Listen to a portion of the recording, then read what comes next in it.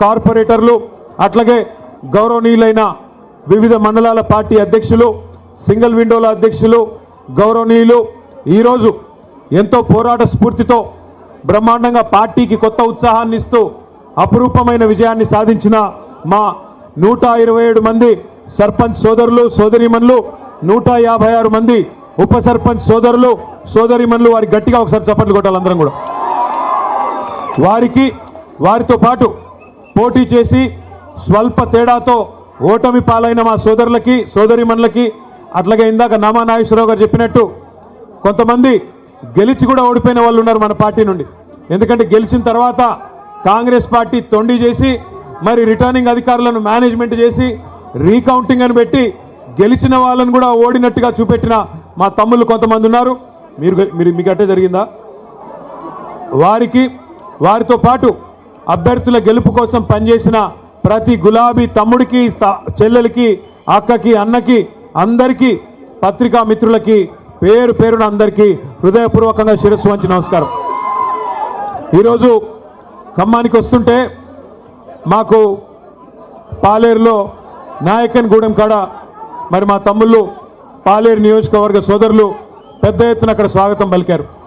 ఉపేందర్ రెడ్డి గారు నాతో పాటు హైదరాబాద్ నుంచి వచ్చినారు. ఉపేందర్ రెడ్డి గారు నేను అడిగినాను, అన్న ఎట్లా జరిగింది మీ నియోజకవర్గంలో సర్పంచ్ ఎన్నిక అని. వారు ఒకటే మాట చెప్పారు, కాంగ్రెస్ ఓటమికి రంగం సిద్ధమైంది, తొందరలోనే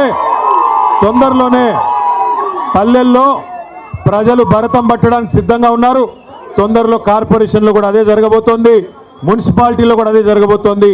తప్పకుండా మళ్ళీ ఈ క్వార్టర్ ఫైనల్స్లో మంచి ఫలితాలే వచ్చినాయి, సెమీఫైనల్ రాబోతోంది, ఆ తర్వాత ఫైనల్లో మాత్రం తిరిగి ఖచ్చితంగా ఖమ్మం జిల్లాలో ఈసారి 7 నుంచి 8 స్థానాలు గెలుచుకొని మళ్ళీ కేసీఆర్ గారు ముఖ్యమంత్రి కాబోతా ఉన్నారని చెప్పి పెద్దలు ఉపేందర్ రెడ్డి గారు చెప్తా ఉన్నారు.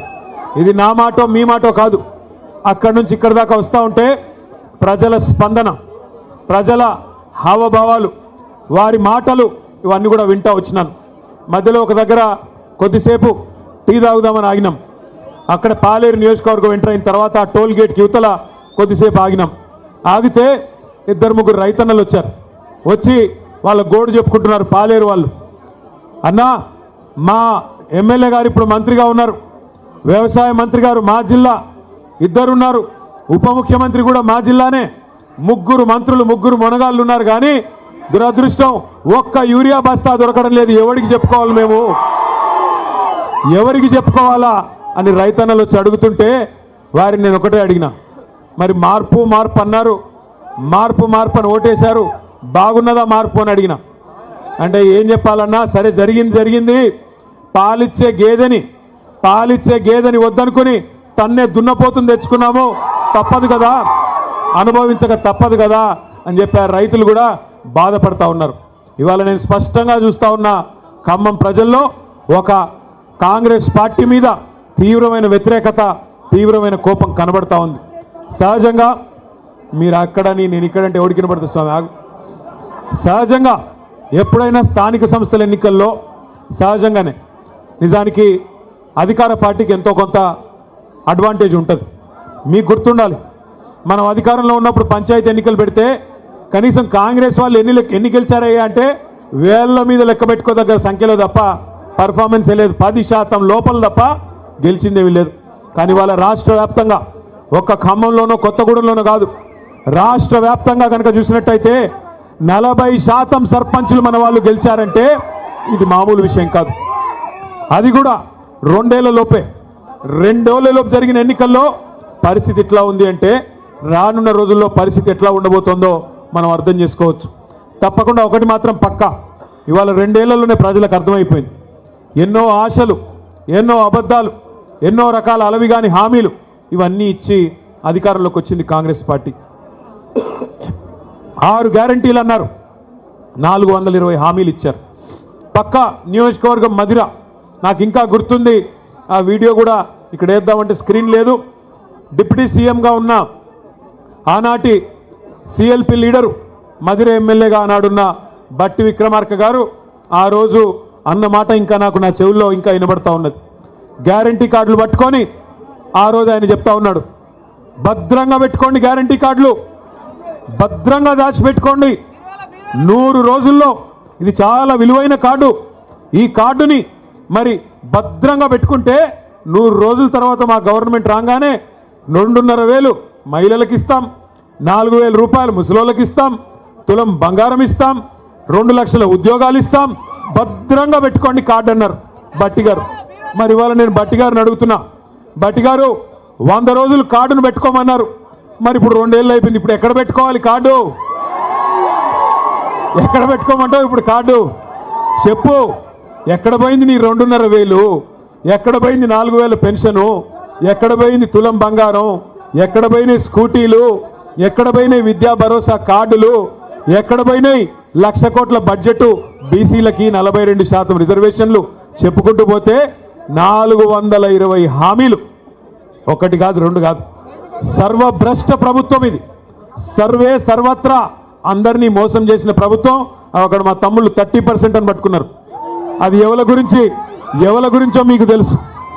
ఒక మంత్రి కాదు, మీ జిల్లాలో అందరు మంత్రులు 30% నడిపిస్తున్నారు. Be tax 30%. ఇక్కడ పక్కన పీ ట్యాక్స్ బాంబులేటి మంత్రి గారికి ఆయన ట్యాక్స్ కూడా 30%. ఏ భూమి ఆయన దగ్గర పోయినా 30% నాకు ఇచ్చేయమని అడుగుతున్నాడు బాంబులేటి గారు. అట్లాగే ఇక్కడున్న తుమ్మల గారు కూడా, ఆయన కూడా అదే పనిలో ఉన్నాడు. ఎవరికి వాళ్ళు ముగ్గురు ఇవాళ ఏ ఒక్కరు కూడా జిల్లాకి పనికొచ్చే ఒక్క పని కూడా చేయడం లేదు.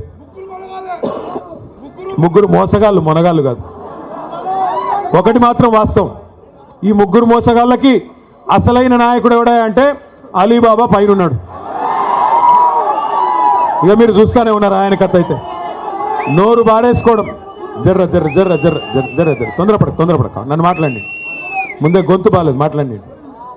నేను ఒక్కసారి మీరు దయచేసి ఆలోచించాలని కోరుతా ఉన్నా. 2 ఏళ్ళు అయిపోయింది. ఎన్ని ఈస్ట్ మన్ కలర్లో సినిమాలు చూపెట్టారు.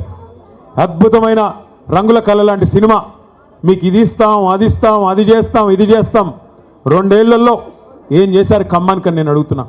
ఈ జిల్లాలో కేసీఆర్ గారు 7.5 లక్షల ఎకరాలకు నీళ్ళు ఇవ్వాలని చెప్పి, గోదావరి జలాల మీద పూర్తి హక్కు ఖమ్మం జిల్లాకి దక్కాలని చెప్పి, ఎందుకంటే మీ తర్వాత కిందికి ఆంధ్ర నుంచి కిందికి సముద్రంలోకి నీళ్లు పోతాయి.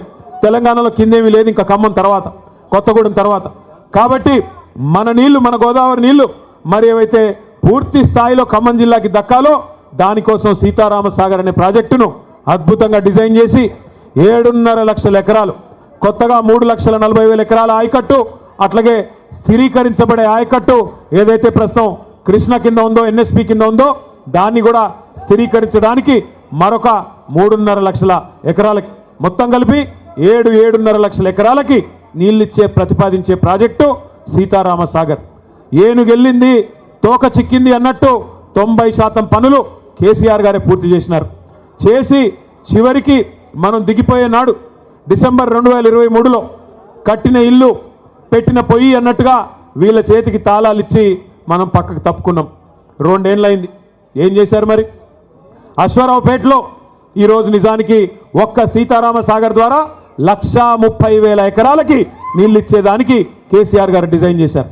సత్తుపల్లి నియోజకవర్గంలో కల్లూరు కావచ్చు, వేంసూరు కావచ్చు, పెనుపల్లి కావచ్చు, 4 మండలాల్లో 40,000 ఎకరాలకు నీళ్ళు ఇవ్వడానికి సీతారామ సాగర్ని కేసీఆర్ గారు డిజైన్ చేశారు. ఇవాళ ఇల్లెందు నియోజకవర్గంలో 20,000 ఎకరాలకు నీళ్లు రావాలి, కొత్తగూడెంలో 10,000 ఎకరాలకు రావాలి, అట్లాగే వైరా నియోజకవర్గంలో 20,000 ఎకరాలకు నీళ్లు రావాలి. కానీ ఇల్లెందును కట్ చేసి, ఇల్లెందుకి నీళ్లు పోకుండా చేసి ఇవాళ అక్కడి నుంచి కూడా అఖిలపక్ష నాయకులు వచ్చిన్నారు. మా కాలువలు లేకుండా చేస్తున్నారు, మా నీళ్లు రాకుండా చేస్తున్నారని చెప్పి ఇల్లెందును కట్ చేసి ఇవాళ కేసీఆర్ గారి ఉద్దేశంతోనైతే ఖమ్మం జిల్లాని సస్యశ్యామలం చేయాలి, గోదావరి జలాలతో తలపెట్టారో ఒక్క అడుగు కూడా ముందుకేయకుండా, ఒక్క పని కూడా చేయకుండా కేవలం కమిషన్ల కోసం మాత్రమే ఈ జిల్లాలోని 3 మంత్రులు ఇవాళ పనిచేస్తూ ఉన్నారు. వాస్తవానికి 2 ఏళ్లలో ఏం జరిగింది, ఏం ఒరిగింది తెలంగాణకి అంటే ఒక్క మాటలో చెప్పేయచ్చు. రామాయణం కదా, కట్టే కొట్టే తెచ్చే అన్నట్టుగా ఏందయ్యా కాంగ్రెస్ ప్రభుత్వం 2 ఏళ్లలో చేసింది అంటే ఎగవేతలు, కూల్చివేతలు, పేల్చివేతలు, ఈ 3